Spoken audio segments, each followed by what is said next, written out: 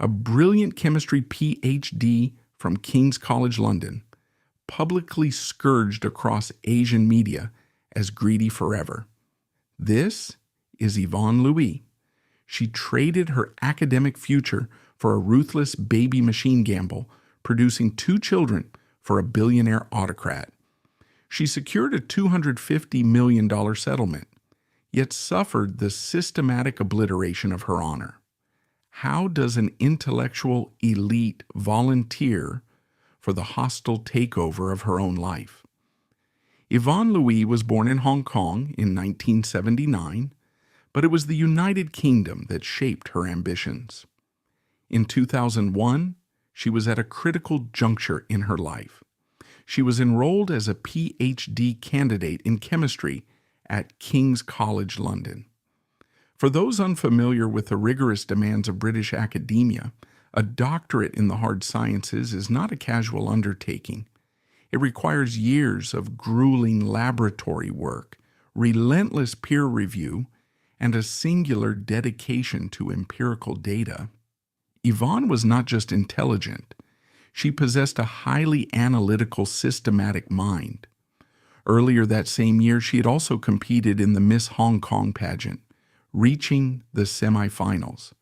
She possessed that rare, lethal combination that apex predators in the Billionaire class actively hunt for: stunning physical beauty paired with a sharp, acute intellect. She was a woman who could genuinely stand on her own feet.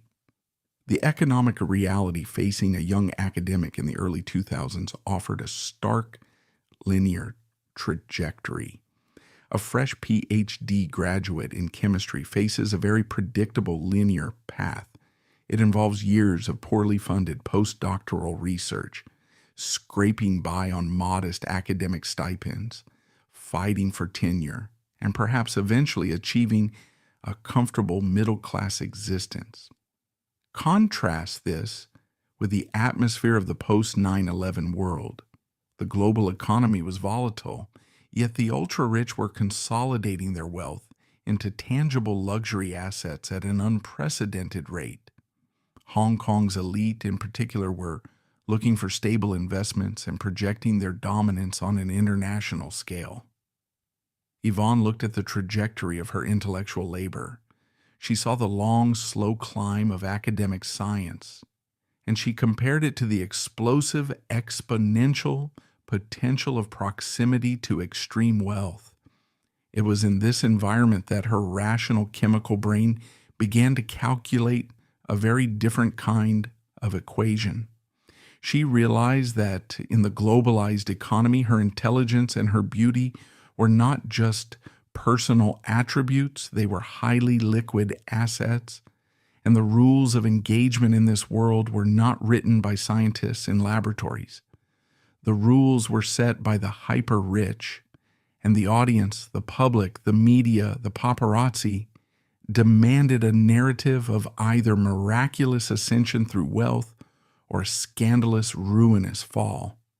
Yvonne Lui looked at this landscape and made a fatal miscalculation. She decided she was smart enough to control that narrative. She believed she could manipulate the system of elite consumption to her own advantage without becoming consumed herself. This brings us to the shop floor of the flagship Louis Vuitton boutique in London. In the early 2000s, Yvonne took a job as a sales associate in this specific store. In the context of Yvonne's ambitions, working retail as a Ph.D. candidate served as a strategic placement and an audition. The luxury boutiques of Mayfair serve as high-stakes hunting grounds. They are the few places on earth where the working class and the apex of global wealth interact in a highly structured, intimate setting. Yvonne understood the currency of the premium mistress model. In the stratosphere of the super-rich, a high-level mistress is acquired primarily as a status-signaling asset, transcending both romance and mere physical attraction. Billionaires do not just want a beautiful companion. They want pedigree.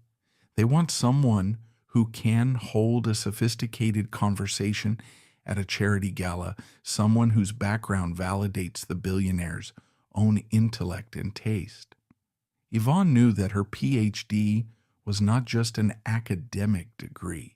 It was the ultimate feature in her marketing portfolio. Inside that LV shop, cultivating interactions with VIP clients took precedence over selling monogrammed leather goods. She was analyzing their purchasing patterns, their egos, and their vulnerabilities. She was positioning herself to be acquired.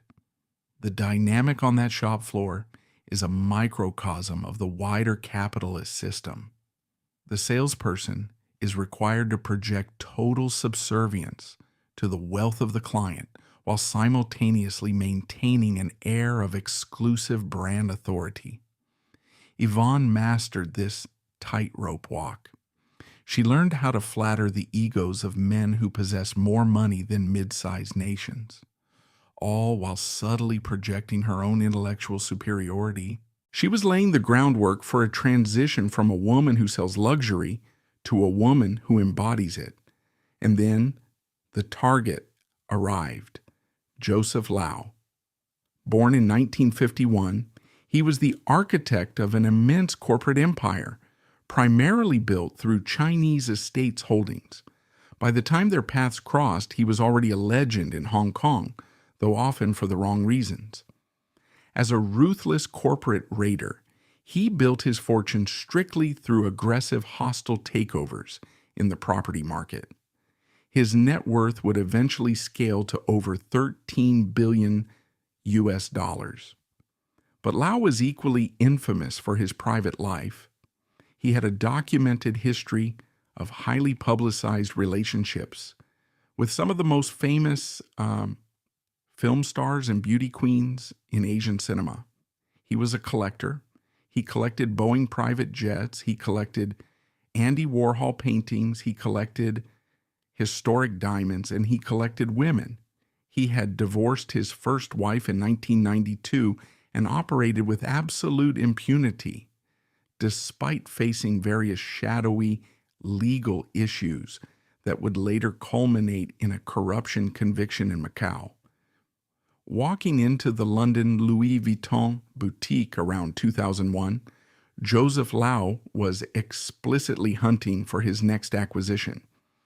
The meeting between Lau and Yvonne Lui was the collision of two highly calculated strategies. Yvonne presented her intellectual persona flawlessly. She offered him something his movie star mistresses could not: the validation of the British academic elite. To Lau, Yvonne was a unique asset. She was a beautiful woman, yes, but more importantly, she was a Ph.D. candidate at King's College.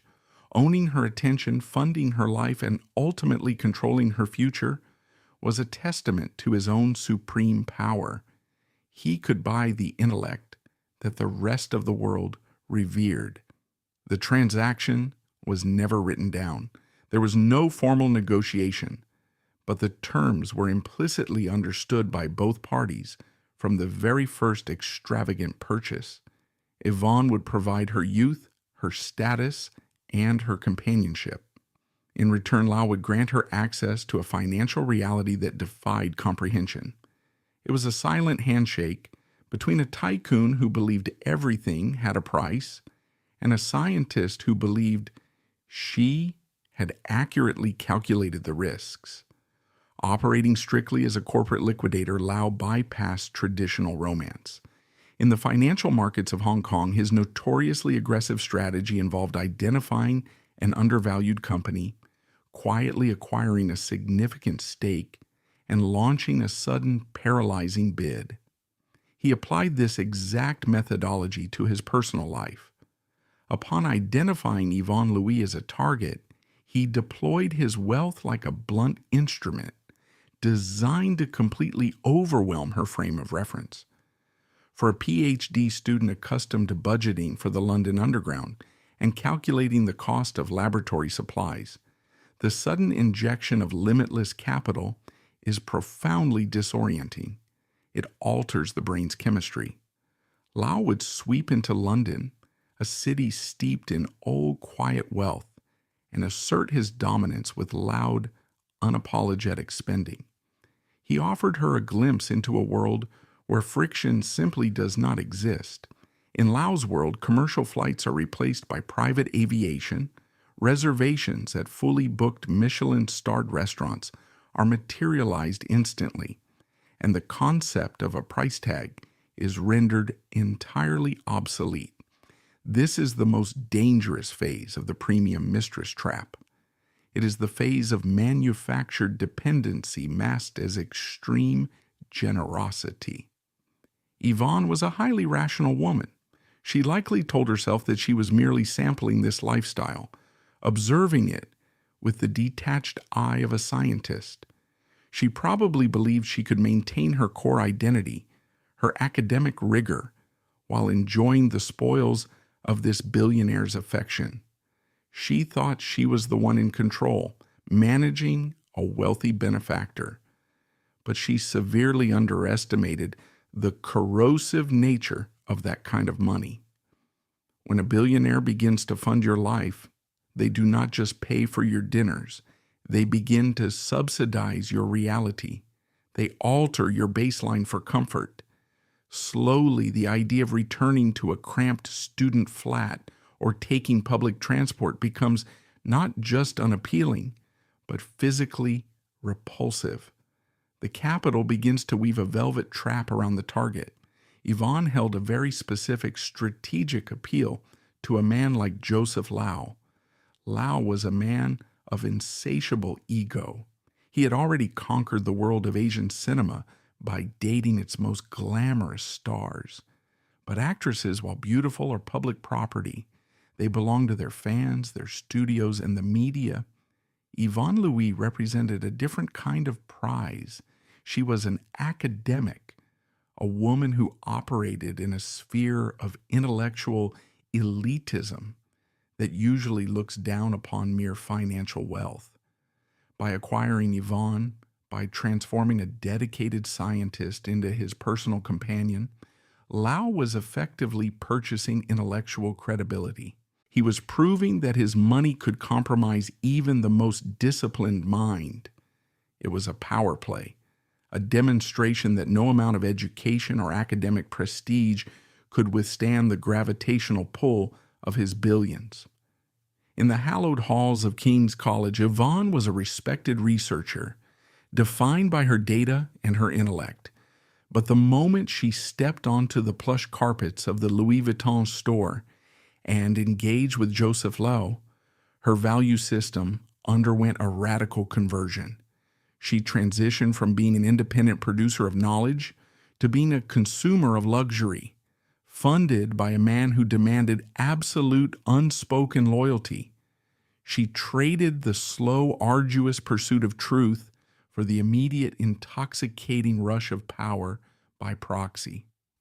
She convinced herself that this was a temporary arrangement, a stepping stone.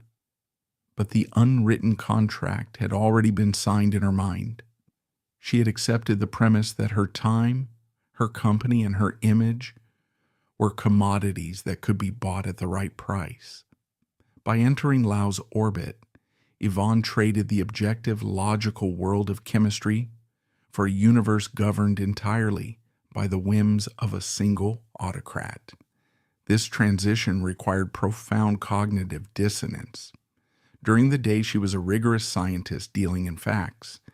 In the evenings, stepping into Lau's chauffeur-driven cars, she had to become pliable, agreeable, and hyper-attuned to the emotional weather of a billionaire. This dual existence is exhausting, but for a time, it is incredibly intoxicating. It feeds a specific kind of narcissism. Yvonne likely felt a sense of immense superiority over her academic peers. While they were stressing over thesis deadlines and library grants, she was flying first class to Paris for the weekend. She was living a life they could not even conceptualize. And simultaneously, she likely felt superior to Lau's other companions. She wasn't just another pretty face from the entertainment industry. She was a soon-to-be doctor of philosophy. She was the smart one. She was the one who understood the game and was playing it better than anyone else. This illusion of exceptionalism is the vital component that makes the premium mistress system function. The system relies on the woman believing that she is the exception to the rule, that she is smart enough to extract the wealth without paying the psychological toll. However, the architecture of extreme wealth is designed to protect the capital holder, never the dependent. The luxury that surrounded Yvonne was not a gift, it was a leash. The Mayfair apartments, the designer wardrobes, the exclusive social access, none of it was in her name. It was all conditionally provided by Lau's corporate apparatus. She was essentially a high-status employee whose sole job description was to maintain the billionaire's comfort and validate his ego. And like any employee in a ruthless corporate structure, her position was only secure as long as she was the most efficient solution to his needs. The moment a newer, younger, or less demanding asset appeared on the market, her value would plummet. As the year 2001 bled into 2002, the foundation of Yvonne's independent life began to erode. The laboratory bench was slowly replaced by the VIP lounges of exclusive clubs. The academic journals were replaced by auction catalogs for fine art and rare jewelry. The transformation was insidious. She didn't wake up one day and decide to abandon her potential. She surrendered it in tiny, imperceptible increments. Every time she allowed Lau's staff to pack her bags for a spontaneous trip, every time she allowed him to cover a bill she could not afford, she was handing over a piece of her autonomy. The trap was springing shut, not with a violent snap, but with the soft, muffled click of a designer handbag clasp. She was now firmly embedded in the preliminary stage of the contract. The audition at Louis Vuitton was over. She had secured the role. The billionaire had acquired his intellectual prize, and the Ph.D. candidate had secured her unlimited funding. But this was only the setup of the board. The real game, the brutal extraction of value, was about to begin. The paparazzi grid of Hong Kong in the early 2000s operated with the precision and ruthlessness of a military intelligence unit. Following the economic devastation of the 1997 Asian financial crisis, the public developed an insatiable, almost aggressive appetite for the extreme excess of the surviving tycoon class. The rules of this specific social theater were entirely dictated by the billionaires and enforced by the tabloid press. The audience demanded a binary narrative. They wanted to see the miraculous elevation of a commoner into extreme wealth, or they wanted to witness a spectacular, humiliating public ruin. The photographers camped outside the Peninsula Hotel, and the exclusive tycoon's canteen, Phuc Lam Moon, were the auditors of this brutal social stock market. They assigned value based on proximity to power, the carat weight of a diamond ring, and the specific model of an Hermes Birkin bag. This was the highly volatile predatory ecosystem Yvonne Lui actively chose to enter. She observed the fates of the famous actresses who had previously occupied the space beside Joseph Lau. Women like Michelle Reese and Rosamund Kwan possessed immense public influence, yet their reliance on public approval made them highly vulnerable. Yvonne examined their trajectories and calculated a different strategy. She relied on her academic pedigree at King's College London to serve as an impenetrable armor. She assumed the tabloids would respect the rigorous intellectual demands of a chemistry doctorate.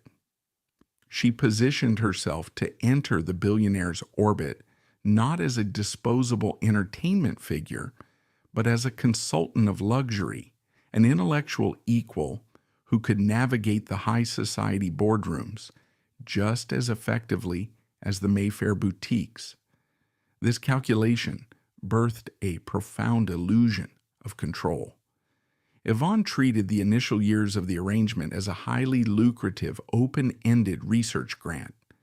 She maintained her enrollment at the university, moving seamlessly between the austere laboratories of central London and the hyper-luxurious cabins of private aviation.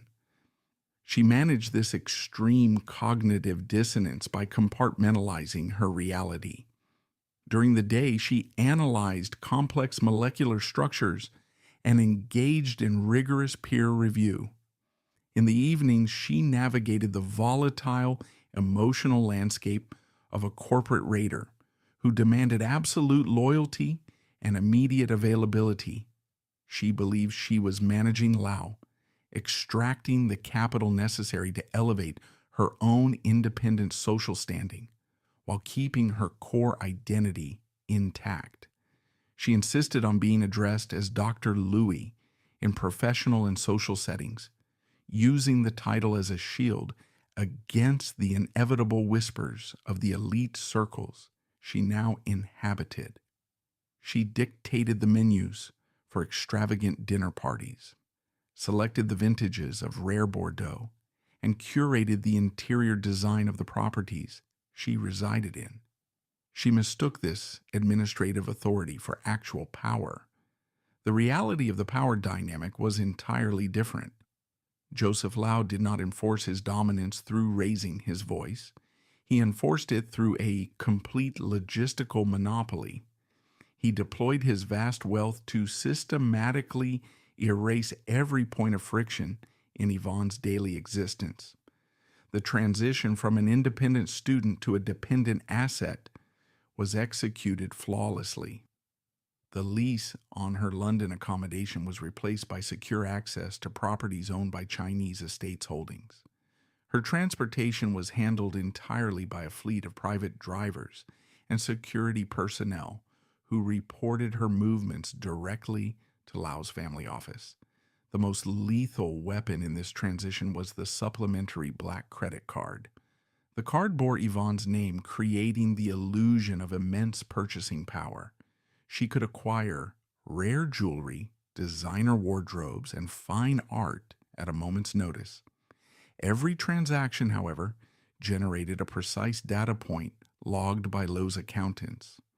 She was not spending her money, she was generating a detailed paper trail of total dependency. This erasure of logistical friction is designed to paralyze the survival instincts.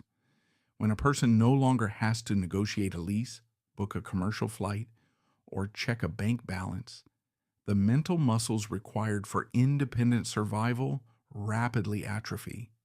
The luxury acts as a highly effective anesthetic. Yvonne's strategy to maintain a respectable public persona collapsed almost immediately upon her introduction to the Hong Kong press. The paparazzi did not care about her chemistry thesis.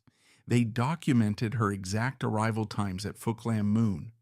They published high-resolution photographs of her jewelry, consulting independent appraisers to print the estimated dollar value next to her face on the front pages of the Oriental Daily. They tracked her movements in and out of Lau's mansions, analyzing her body language and her proximity to the billionaire. Her academic title was quickly reduced to a cynical punchline in the gossip columns, a unique selling proposition that made her a more interesting target than a standard model or actress. The media apparatus stripped away her intellectual identity and reclassified her strictly as a high-value acquisition in Lau's extensive portfolio. She was operating in a vacuum. Her former peers at King's College could not relate to a lifestyle funded by offshore trusts and private jets, while the established high society families of Hong Kong viewed her as a temporary employee playing house in corporate assets. Her only anchor in this isolated reality was the continuous, uninterrupted flow of Lau's capital. She had successfully shorted the traditional labor market, trading decades of slow academic progression for immediate, limitless wealth. She had successfully bypassed the grueling climb, and that was the exact moment she realized this halo contract was written in blood. Armed with her academic credentials, Yvonne initiated a calculated campaign of reputation laundering. She attempted to build a firewall between her intellectual identity and her transactional reality by diving into high-profile philanthropy.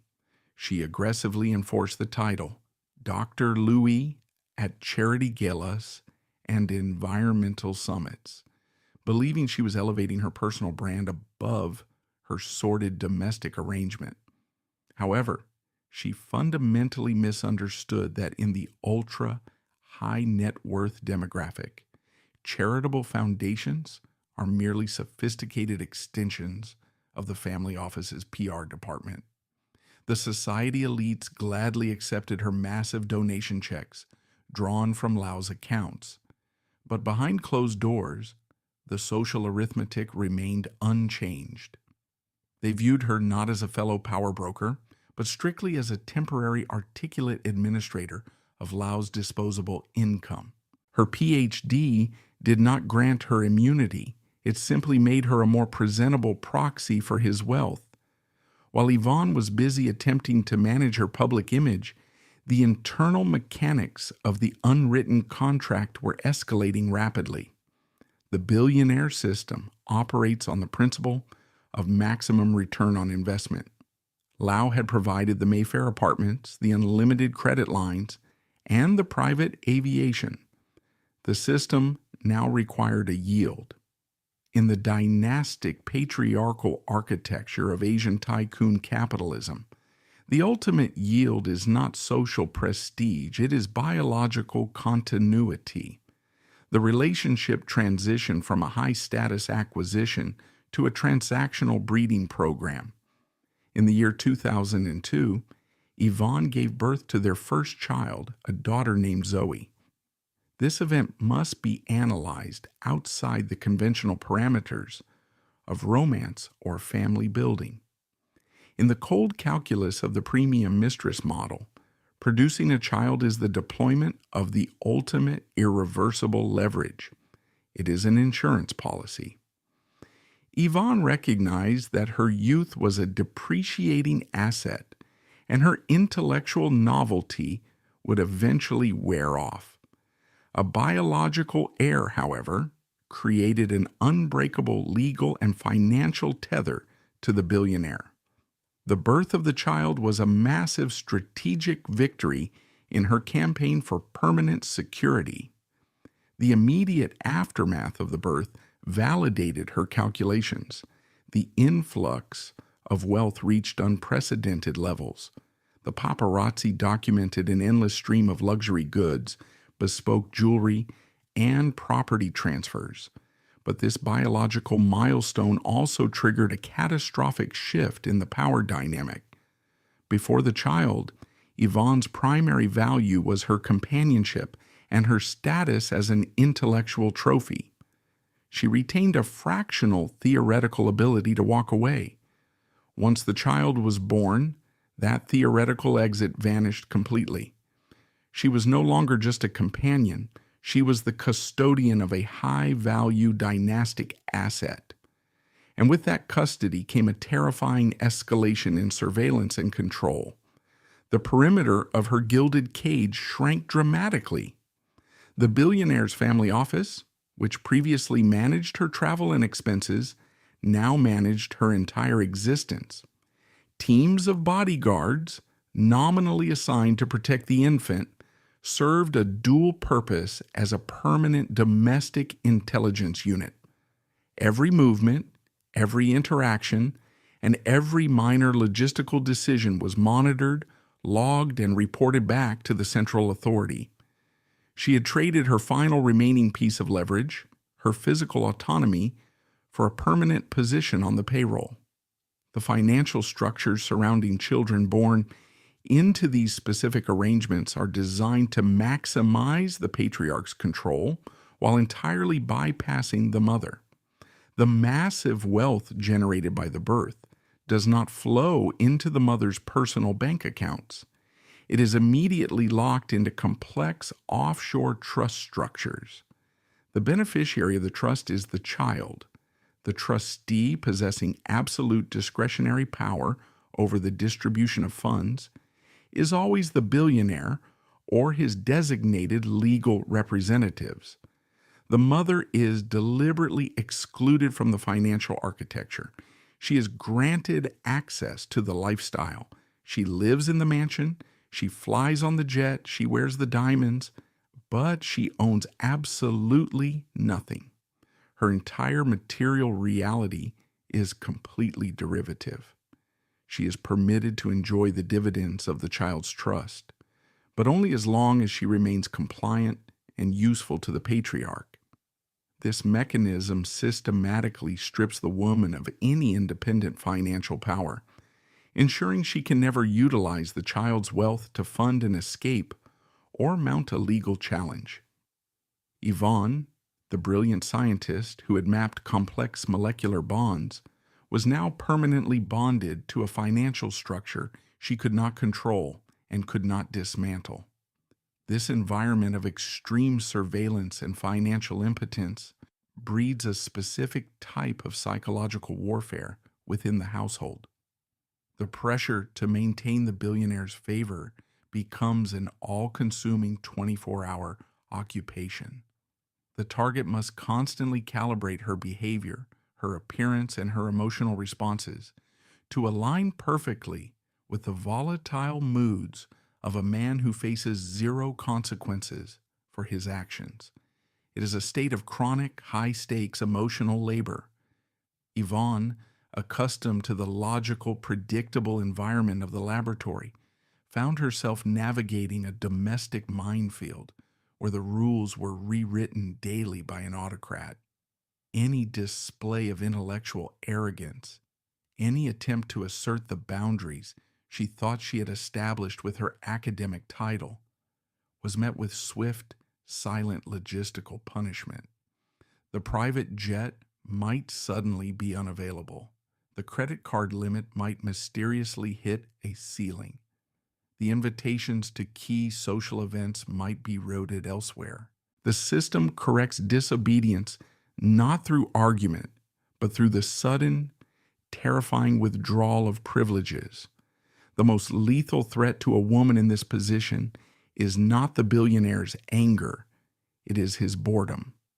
The system abhors a single point of failure, and a man with limitless capital will always construct redundancies. While Yvonne was distracted by the exhausting task of managing her public foundation and raising a high-profile child under constant surveillance, the architecture of her obsolescence was already being built. The system introduced a secondary track, a silent, parallel operation designed to slowly siphon away her influence. This track materialized in the form of a young woman named Kimby Chan. The contrast between the two women is the master key to understanding the ruthless efficiency of the tycoon ecosystem. Kimby lacked the pedigree of the academic elite. As a former entertainment reporter for a local tabloid, she entered Joseph Lau's orbit initially as an assistant. Bypassing formal titles, intellectual resistance, and philanthropic posturing, she provided the one asset Lau increasingly required: absolute frictionless subservience to his logistical demands. She provided the one service that Yvonne, with her lingering academic pride and need for public respectability, found increasingly difficult to deliver: absolute frictionless subservience. In the highly stressful, legally complex life of a corporate raider, a partner who offers zero resistance is an infinitely more valuable asset than a partner who offers intellectual debate. Kimby was the perfect, highly optimized employee for the family office. She carried his bags, she managed his medications, and she absorbed his volatility without complaint. She was a master class in survival through invisibility.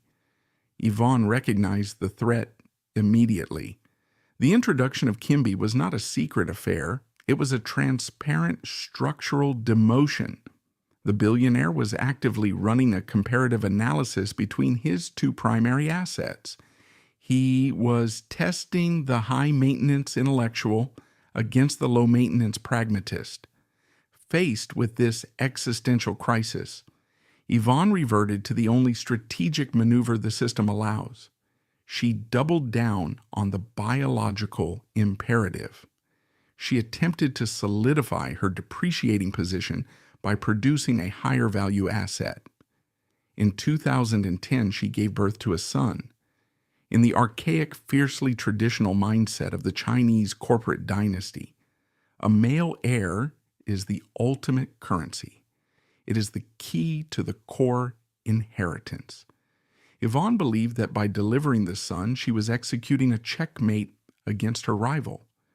She assumed the son would overwrite Kimby's growing logistical influence and restore her to the undisputed center of the family architecture. The strategy failed fundamentally. The birth of the son triggered another massive influx of visible wealth, more diamonds, more property announcements in the press, but it did not reverse the internal power shift. The system had already calculated the long-term maintenance costs of both women. Yvonne, despite producing the male heir, remained a high-friction asset. Her demands for public respect, her foundation, her insistence on her intellectual status, these were all ongoing operational costs that irritated the patriarch. Kimby, conversely, was steadily producing her own children while maintaining a profile of total, unquestioning obedience. The billionaire did not need to choose between them immediately. His capital allowed him to maintain both operations simultaneously, but the hierarchy had been permanently altered. Yvonne had deployed her final, most powerful weapon, and the system had simply absorbed the impact without changing its trajectory. She had traded her intellect for a womb, and then discovered that in the billionaire economy, even a womb can be easily replaced by a more compliant supplier. She was now trapped in a vicious, unwinnable holding pattern, stripped of her academic future, stripped of her financial autonomy, and forced to share her carefully constructed reality with a woman she viewed as her absolute intellectual inferior. Every exit door had been quietly locked, and the only path forward required the complete, humiliating surrender of whatever dignity she had managed to preserve. The pressure cooker of Joseph Lau's domestic empire reached a critical threshold in the year 2014. The subsequent domestic fracture was violently accelerated by a massive external legal threat to the billionaire's empire. Lau was not merely managing a complex personal life. He was actively fighting a massive legal battle in Macau. He was indicted and subsequently convicted of bribery and money laundering connected to a high-profile land deal. He was sentenced in absentia to over 5 years in prison. Because Hong Kong and Macau do not share an extradition treaty, Lau avoided physical incarceration by simply never crossing the border. However, he effectively became a fugitive in his own region. He was forced to step down as the chairman of Chinese Estates Holdings. This public humiliation and restriction of movement triggered a profound shift in his operational psychology. A corporate raider, stripped of his mobility and public legitimacy, requires absolute, unquestioning loyalty within his private fortress. He does not need an intellectual sparring partner, and he certainly does not need a partner attempting to build an independent public profile through philanthropic foundations. He requires an impenetrable, totally subservient inner circle. In this environment of extreme legal and public pressure, Yvonne Lui's fundamental character traits, her academic pride, her desire for public respectability, her need to be recognized as Dr. Lui, transformed from minor irritants into glaring liabilities. She was a high-friction asset in a system that suddenly demanded total operational silence. Kimby Chan, the former tabloid reporter, seamlessly adapted to this new reality. She offered no resistance, asked for no public recognition, and functioned as a perfect, invisible logistical extension of Lau's will. The contrast was no longer just a matter of domestic preference. It had become a matter of structural security for a convicted billionaire. Lau executed a brilliant, devastating maneuver to publicly signal this shift in the domestic hierarchy. He utilized the global auction houses to deliver a message of profound psychological warfare. In November 2014, the elite of the financial world gathered at Sotheby's in New York. The centerpiece of the auction was a flawless, internally perfect 9.75 carat fancy vivid blue diamond. Lau's agents dominated the bidding, securing the stone for an astonishing $32.6 million US dollars. He immediately named it the Zoe Diamond, after his first daughter with Yvonne. Days later, at Christie's in Hong Kong, he purchased a flawless Burmese ruby for $8.4 million, naming it the Zoe Red. To the untrained public, this appeared to be an act of staggering paternal generosity. The tabloid press erupted with stories of the luckiest child in the world and the luxurious life of her mother. A forensic analysis of this transaction reveals a much colder reality. The purchase of the Zoe diamond functioned as a highly calculated mechanism of psychological isolation. In the ultra-high net worth ecosystem, a named diamond of that magnitude is a sovereign asset. It is placed immediately into a secure offshore trust. Yvonne could not wear the diamond, she could not sell the diamond, and she could not leverage its capital. She was merely the biological conduit that produced the child whose name was attached to the stone. Lau was utilizing tens of millions of dollars to publicly demonstrate that the value in the relationship resided entirely in his bloodline, not in the woman who carried it. The diamonds were a brilliant, glittering tether, reminding Yvonne that the wealth surrounding her belonged strictly to the patriarch and his heirs. She was effectively demoted to the status of a highly compensated caretaker. Her Ph.D. meant absolutely nothing in a room where an 8-year-old child possessed a $32 million blue diamond. The psychological toll of this demotion was unsustainable. Yvonne possessed a highly analytical mind, and she recognized the writing on the wall. The relationship had devolved from a strategic partnership into a hostile occupation. In 2014, the arrangement formally ruptured. The details of the physical separation were handled with the quiet, ruthless efficiency characteristic of a corporate divestment. Yvonne moved out of the primary residence, taking their 2 children to another luxury property within the Chinese estate's portfolio. But a physical separation in the billionaire class does not sever the financial and legal arteries. Lau needed to ensure that Yvonne could never utilize her inside knowledge of his operations or her status as the mother of his children to mount a future legal or public relations offensive. He required a definitive, legally binding mechanism to neutralize her permanently. This requirement birthed the handwritten agreement of 2015. This document is the central artifact in the collapse of Yvonne Lui. It was not a sprawling, multi-jurisdictional contract drafted by an army of corporate litigators. It was an astonishingly simple, direct piece of paper, allegedly drafted by Lau himself and signed by both parties. This lack of legal complexity is a testament to the absolute imbalance of power. Lau did not need complex legal jargon because the underlying threat of financial ruin was universally understood. The agreement contained 5 explicit, brutal clauses designed to cleanly sever the entity known as Yvonne Lui from the corporate body of Joseph Lau. The first clause established mutual non-interference. It explicitly prohibited either party from commenting on or interfering with the personal or public life of the other. This was a gag order.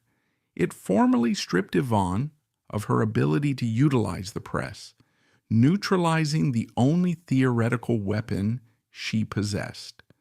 The second clause dealt with the massive transfer of wealth. It acknowledged that over the course of the relationship, Lau had transferred assets to Yvonne, totaling roughly 2 billion Hong Kong dollars, or approximately 250 million US dollars. These assets included cash, luxury vehicles, and prime real estate.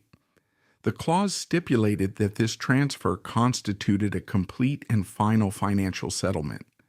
They agreed to absolute financial independence going forward, with neither party having the right to lay claim to the other's present or future assets.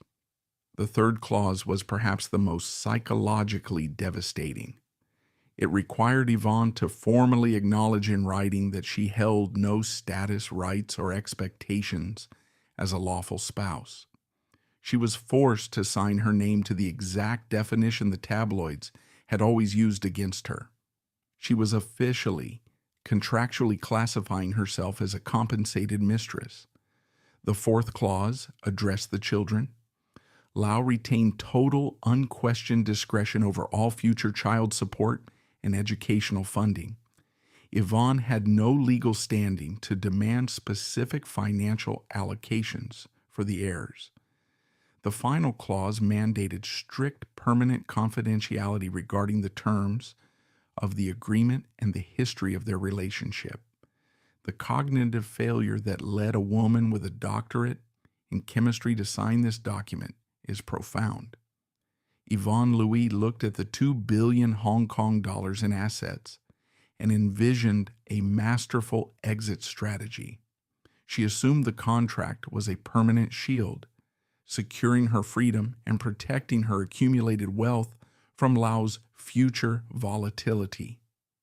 She likely envisioned a future where she could finally operate independently, utilizing that massive capital to genuinely fund her philanthropic ambitions and restore her academic dignity. She believed she had won the game. She failed to recognize that she was looking at the board through the eyes of an employee while Lau was operating as the owner of the casino. The $2 billion in assets were largely illiquid. They were tied up in luxury real estate, heavily influenced by Lau's property, management companies, and in investment vehicles structured by his financial advisors.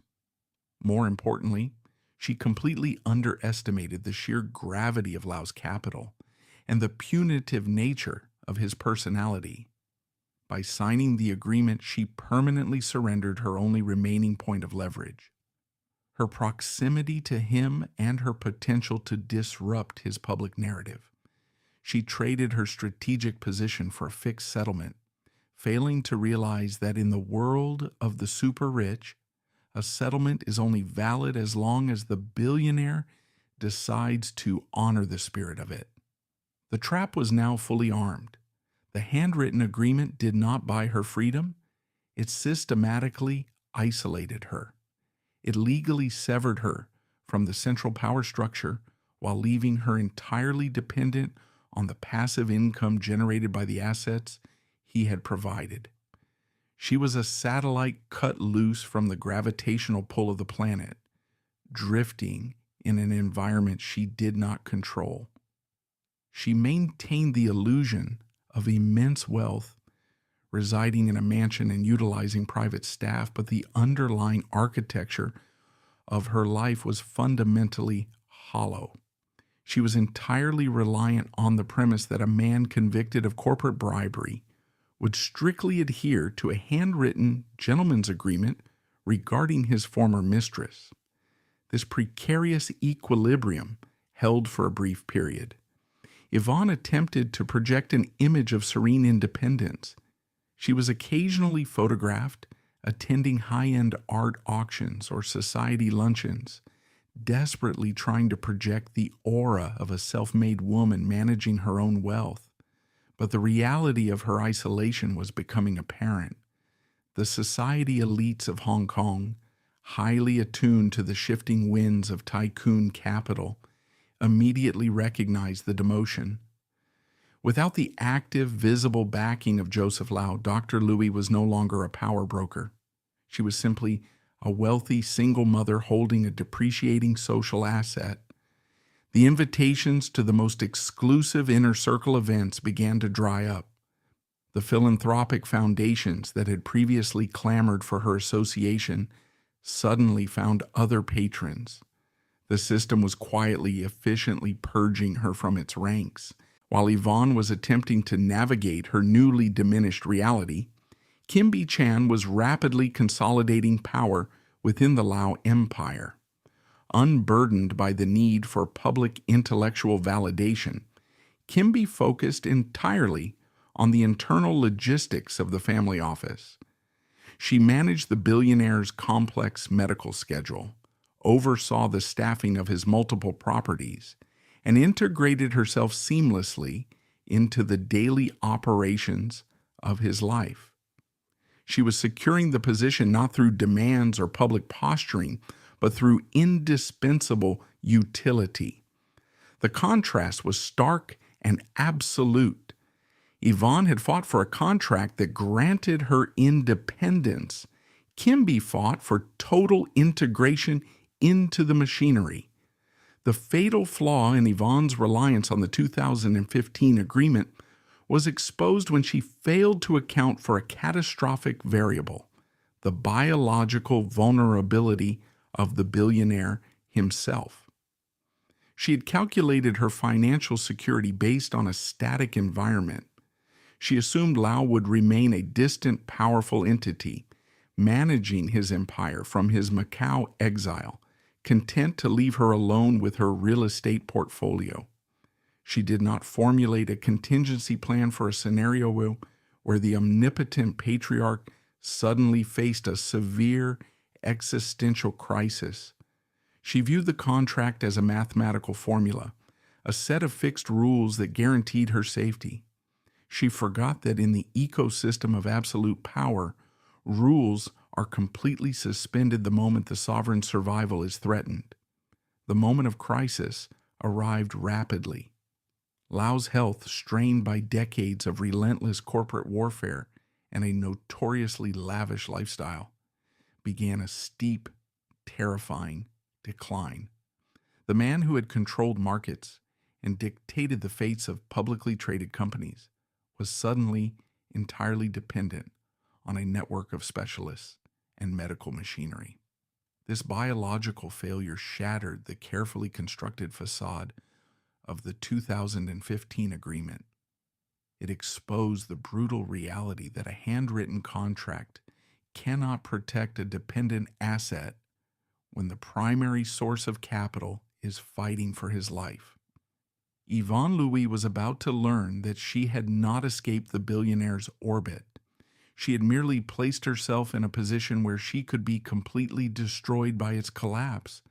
The laboratory scientist had failed to account for the ultimate chaotic variable, and the resulting reaction would incinerate her entire existence. The absolute panic that consumed Yvonne Lui in the early months of 2016 requires a fundamental redefinition of a medical emergency. For the average citizen, a severe illness is a private tragedy, a period marked by medical consultations, family support, and a focus on biological recovery. However, in the hyper-capitalist ecosystem of a multi-billion-dollar Asian corporate dynasty, the sudden, severe illness of the founding patriarch is not merely a health crisis. It is a seismic, systemic shock. It is the immediate destabilization of a massive gravitational field. Joseph Lau did not simply fall ill. His biological infrastructure began to experience catastrophic, simultaneous failures. He was battling renal failure, heart disease, and severe diabetes. He required dialysis multiple times a week. His mobility was drastically reduced, and his physical presence, the very instrument he used to project dominance over his empire, was suddenly confined to a sterilized hospital suite. When a corporate autocrat who is ruled with absolute, unquestioned authority suddenly faces his own mortality, the power dynamics within his inner circle do not pause. They accelerate with terrifying velocity. The hospital room ceases to be a place of healing and instantly transforms into the new, highly restricted corporate boardroom. Access to this room becomes the most valuable currency in the entire empire. This is the precise moment where Kimby Chan's strategy of total, invisible subservience yielded its ultimate dividend. While Yvonne Lui was physically separated, living in her isolated mansion and bound by the non-interference clauses of the 2015 agreement, Kimby Chan physically barricaded herself inside the medical perimeter. She did not leave Lau's side.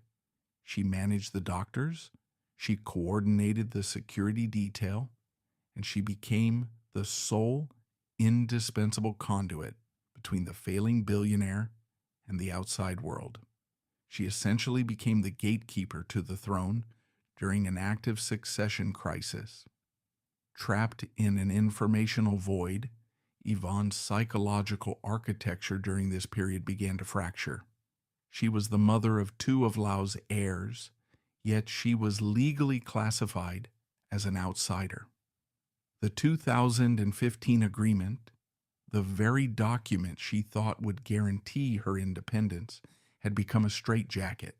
It explicitly forbade her from interfering in his personal life. If she aggressively attempted to bypass Kimby and breach the hospital room, she risked violating the agreement and provoking Lau's legendary temper. If she stayed away, she was entirely blind to the shifting tectonic plates of the family's wealth. She was forced to rely on secondary sources, whispers from sympathetic retainers, and the increasingly frantic speculation of the Hong Kong financial press. She was watching a slow-motion corporate coup taking place behind closed doors, and she was entirely paralyzed. Her subsequent actions were driven by the terrifying legal vulnerabilities surrounding her children. In the rigid structure of a Hong Kong tycoon's estate, bloodline rarely guarantees inheritance, and wealth is intentionally kept out of easily divisible liquid accounts. It is locked inside a labyrinth of offshore holding companies, shell corporations in the British Virgin Islands, and, most crucially, discretionary family trusts. The term discretionary is the lethal weapon here. It means the trustee, usually the patriarch or his handpicked legal executors, possesses the absolute, unchallengeable legal right to distribute the trust's assets however they see fit. They can choose to give a beneficiary $1 billion, or they can legally choose to give them absolutely nothing. Yvonne, utilizing her analytical training, mapped out the probabilities. Lau's eldest son from his first marriage, Lau Mingwei, was already deeply embedded in the corporate structure of Chinese estates holdings. He was a legitimate, recognized heir with his own base of power.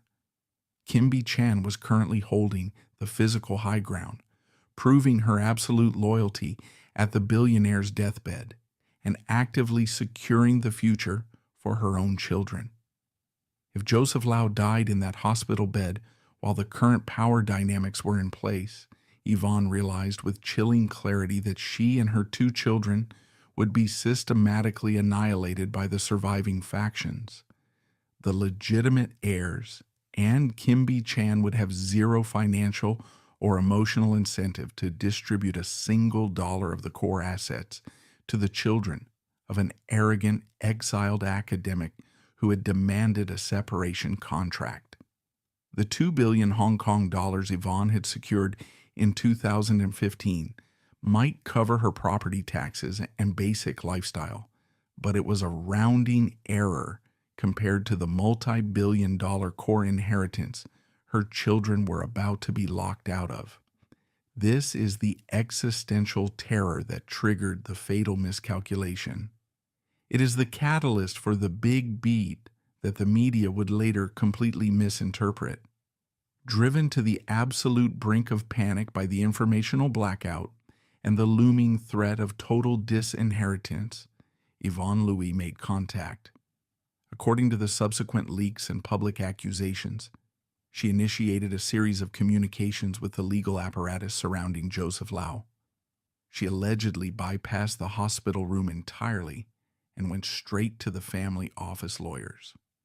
The reports suggested she inquired urgently about the status of the billionaire's will.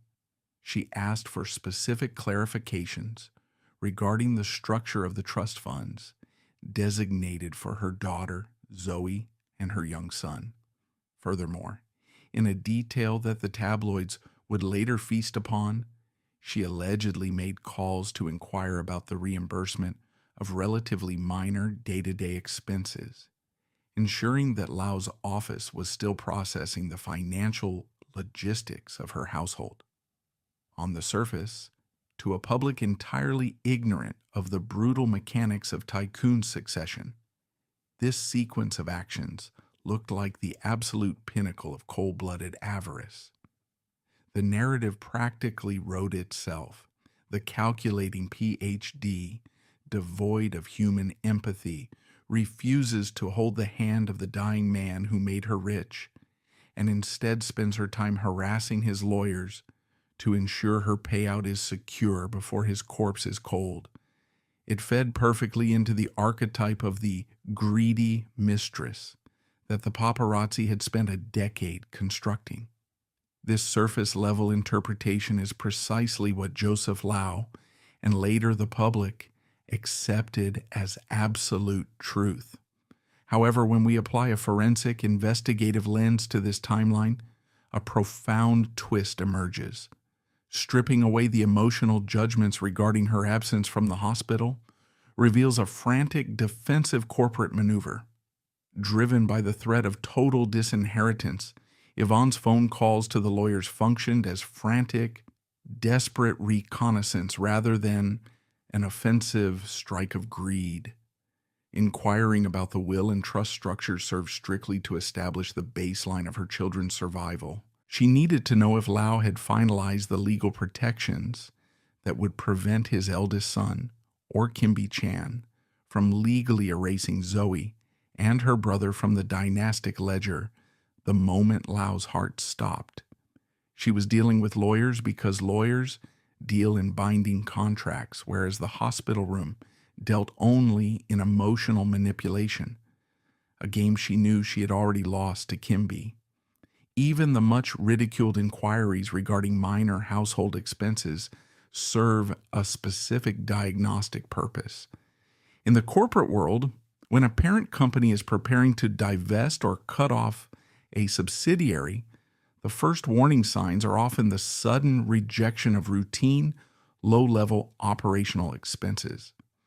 By testing the accounting department with minor receipts, Yvonne was essentially pinging the system, checking to see if her financial umbilical cord had already been severed in anticipation of Lau's death. She was acting exactly as a highly trained analytical mind acts when introduced to an environment of extreme, life-threatening chaos. She attempted to gather hard data. She sought legal certainty in a situation defined by biological volatility. But this was her ultimate fatal error in reading the psychology of the autocrat. She applied a logical corporate defense strategy to an intensely emotional, deeply paranoid human crisis. Viewed through the deeply paranoid lens of Joseph Lau, a man lying in a hospital bed confronting the absolute limits of his wealth, these actions took on a sinister form. For a man who has spent his entire life successfully purchasing loyalty, compliance, and affection, physical illness is the ultimate betrayal. He could not bribe his kidneys to function. In this state of extreme physical vulnerability and psychological fragility, he demanded total performative devotion.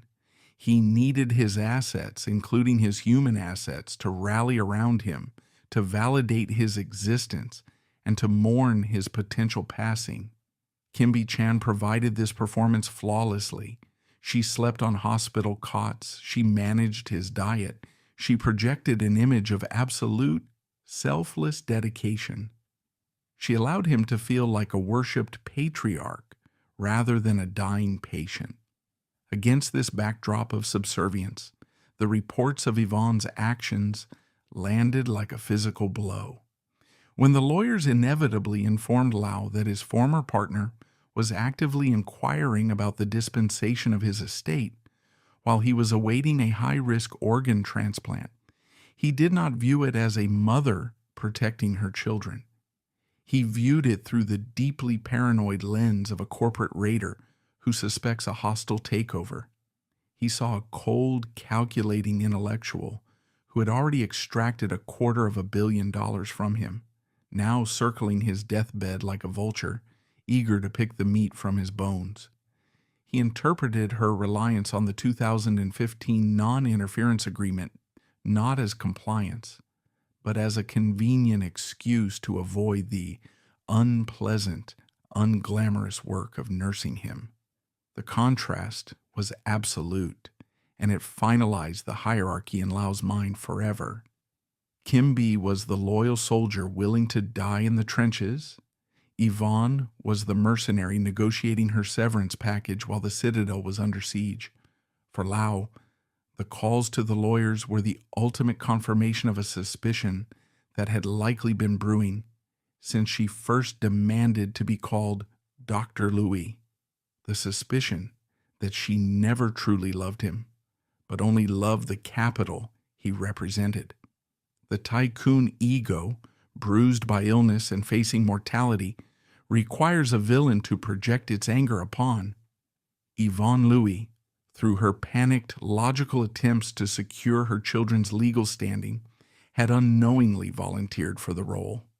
Her ultimate downfall stemmed from a catastrophic failure in court politics, far more than mere financial ambition. She failed to understand that in the court of an absolute monarch, the appearance of loyalty vastly outweighs the legal structure of a contract. The near-death experience only hardened his resolve to brutally restructure his empire and punish those he deemed disloyal. He had survived the ultimate physical test, and now he was preparing to execute a social and financial purge of unprecedented scale. Yvonne Lui, sitting in her mansion, completely unaware of the psychological shift that had occurred within the tycoon, likely breathed a sigh of relief. She probably assumed that with Lau's recovery, the immediate threat of a hostile succession had passed. She likely believed that the status quo of their 2015 agreement would resume, allowing her to continue her comfortable, isolated existence. She did not realize that by attempting to execute a defensive jailbreak during his darkest hour, she had handed him the exact ammunition he needed to completely annihilate her. The billionaire had returned from the brink, and he was bringing the full, terrifying weight of his capital, his media influence, and his vengeance directly to her doorstep. The traps were set, the lawyers were drafting the final declarations, and the stage was being prepared for the most brutal public execution in the history of Hong Kong high society. The preparation for the public execution of Yvonne Lui was not a sudden outburst of post-operative anger. It was a meticulously planned corporate assassination, funded by limitless capital and executed with the cold precision of a hostile market delisting.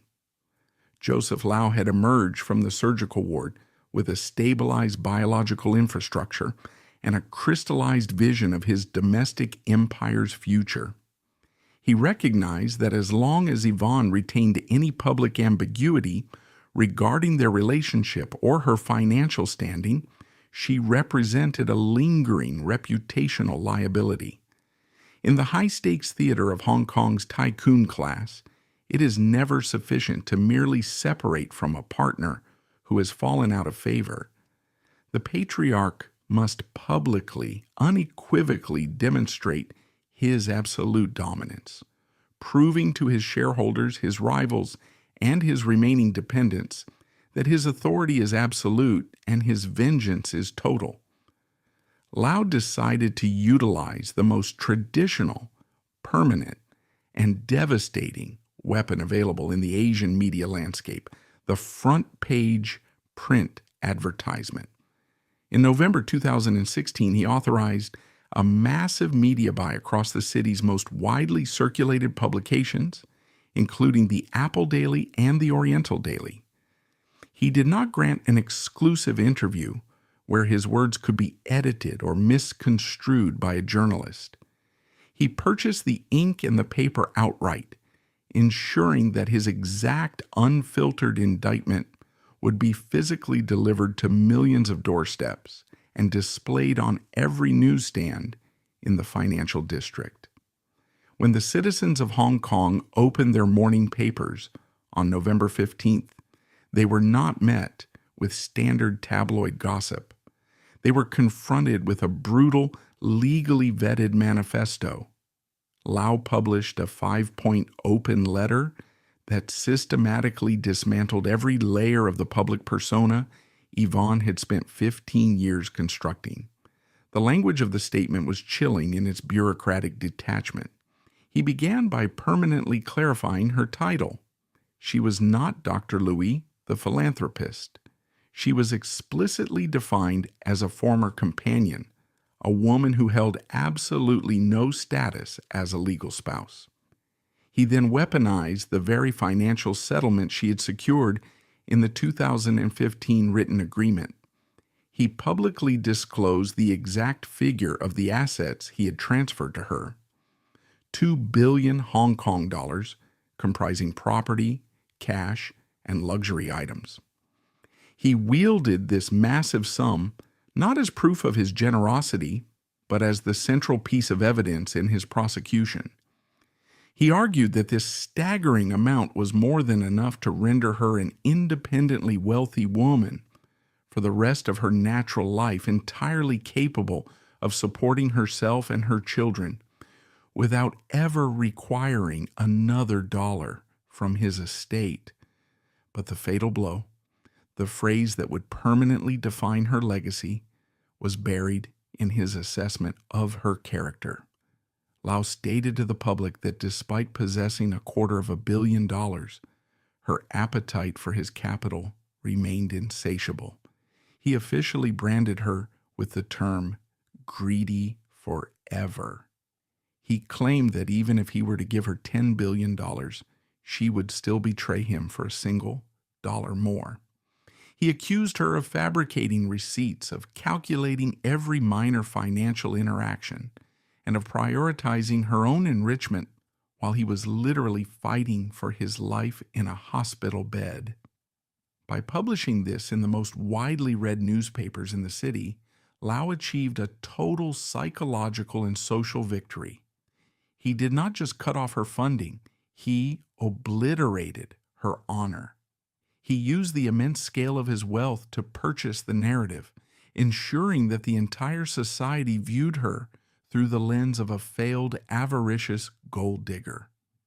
The public, always eager to witness the downfall of the ultra-privileged, consumed the narrative ravenously. The Ph.D. in chemistry from King's College London was reduced instantly and permanently to a tabloid caricature of unhinged greed. The immediate silence from Yvonne Lui following this catastrophic public humiliation is perhaps the most profound indicator of the absolute power imbalance inherent in the premium mistress system. For a woman who had previously utilized high-profile charity galas and aggressive public relations to build a respectable brand, this sudden total silence was deafening. We must analyze why she did not fight back. Why did she not sue for defamation? Why did she not call a press conference to defend her reputation or to expose the dark, controlling realities of living inside Lau's gilded cage? The answer lies in the invisible chains of the 2015 contract and the paralyzing fear of total financial annihilation. If Yvonne had attempted to launch a legal counteroffensive, she would have immediately violated the strict confidentiality and non-interference clauses of their written agreement.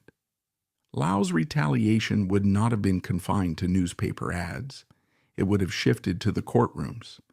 He possessed the capital to entangle her in decades of suffocating litigation, freezing her existing assets, and bleeding her dry through exorbitant legal fees.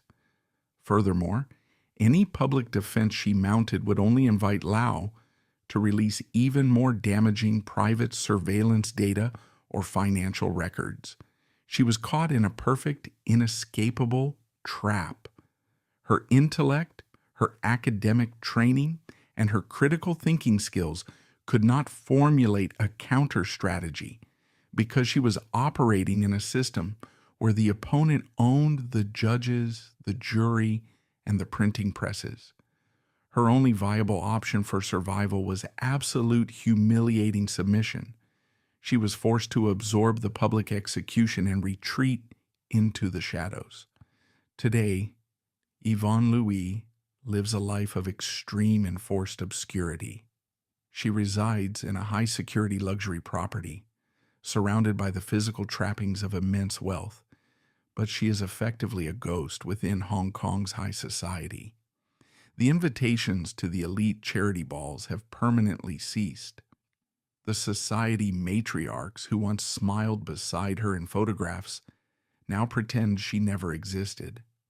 She is entirely isolated, serving a life sentence in a prison built of her own settlement money. She survives on the dividends of the 2 billion Hong Kong dollars, a sum that ensures she will never face material poverty, but which serves as a constant, glittering reminder of the exact price she accepted for her autonomy. She traded her potential as a brilliant, independent scientist for a life of perpetual, heavily monitored luxury, only to discover that the luxury was conditionally leased, and the lease had been violently revoked. However, the true tragedy of Yvonne Lui's calculations does not end with her own social destruction. The most devastating collateral damage of her failed strategy fell entirely upon the 2 children she had brought into the Billionaire's ecosystem. Yvonne had operated under the assumption that biological leverage was the ultimate unbreakable safeguard. She believed that by producing a daughter and, crucially, a male heir, she had permanently secured a massive fraction of the dynastic inheritance, regardless of her own personal standing with the patriarch.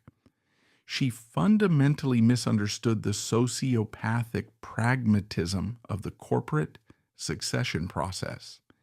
In 2017, following his recovery and his marriage to Kim Bi-chan, Joseph Lau initiated a massive structural restructuring of his empire's core assets. Citing his fragile health and the need for long-term corporate stability, he executed an unprecedented transfer of wealth, specifically the controlling shares of Chinese estates holdings. The division of this multi-billion-dollar core asset was a masterclass in punitive financial engineering. Lau allocated approximately 1/3 of the controlling shares to his eldest son from his first marriage, ensuring the continuation of the legitimate established bloodline within the corporate boardroom. The remaining two-thirds of the controlling shares, a block of wealth so massive it fundamentally altered the hierarchy of Asia's richest individuals, was transferred entirely to Kim Bi-chan and the children she had produced with him. Overnight, the former tabloid reporter who had quietly managed his medications and absorbed his volatility became the wealthiest woman in Hong Kong.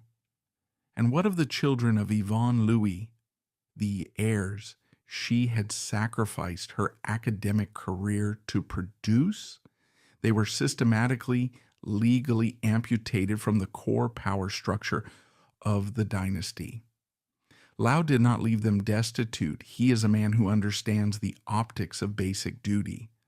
They were provided for through standard trust funds that guarantee an exceptionally comfortable upper-class lifestyle.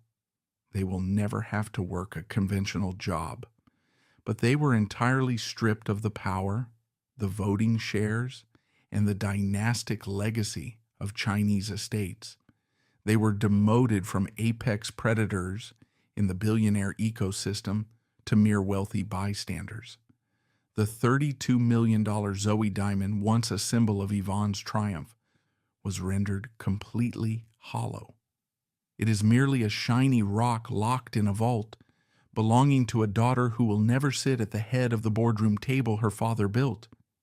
Yvonne's ultimate strategic maneuver, the weaponization of her womb, resulted in her children being classified as secondary, non-essential assets in the final corporate audit. She had condemned them to a life of immense wealth, devoid of any actual power, forever marked by the public disgrace of their mother. The tragedy of Yvonne Lui is not a relic of a bygone era. It is the blueprint of the modern transactional economy. The premium mistress has merely been rebranded for the digital age as the international luxury influencer. The hunting grounds have shifted from Mayfair boutiques to encrypted direct messages and exclusive dating apps, but the brutal trade-off remains identical. Young individuals still actively trade their autonomy for offshore accounts and the illusion of social elevation. Yvonne's handwritten settlement stands as a stark monument to a terrifying truth. In the billionaire ecosystem, you cannot outsmart the house. You do not rent your time. You are acquired as a derivative asset. And when you accept the capital of an autocrat, you permanently surrender the deed to your own existence. Yvonne Lui survived her transaction, walking away with a shattered legacy, but her physical life intact. Others who navigated this exact same power dynamic were not permitted that luxury. In our next investigation, we shift from the corporate boardrooms of Hong Kong back to the aristocratic enclaves of London. We will examine the case of another woman bound to the ultra-wealthy whose attempt to negotiate her exit ended not with a newspaper advertisement, but with a fatal fall from a high-security balcony. While local authorities quickly classified it as a tragic anomaly, the hidden financial ledgers and forensic inconsistencies point toward a much colder, highly structured reality. Join us next time as we dissect the ultimate cost of breaching a billionaire's contract.